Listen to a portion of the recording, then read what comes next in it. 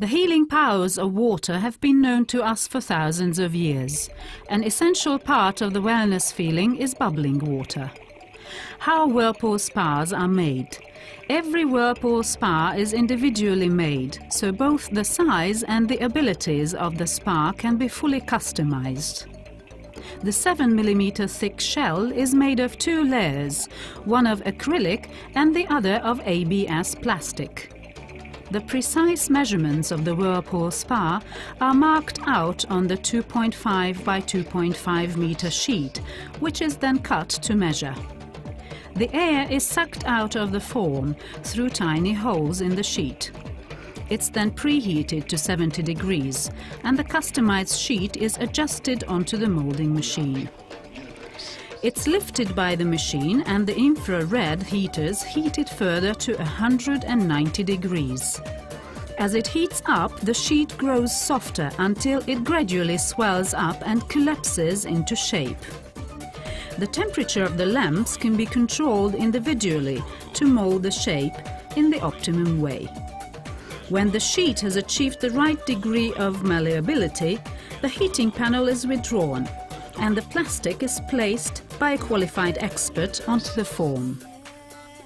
As the intervening air is sucked out, the sheet hugs the mold perfectly, taking on its shape.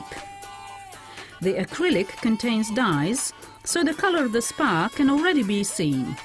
When the whirlpool spa body has cooled down, it's lifted out of the mold and prepared for surface finishing.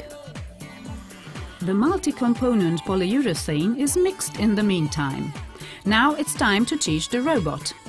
As countless different whirlpool spa shapes are made, the spraying of the polyurethane is first carried out by the worker, whose movements are learned and later imitated by the robot. The next tub of the same shape can be done independently by the robot. Hands up if you want one of these at home. I could do with one to do the dishes. But now seriously.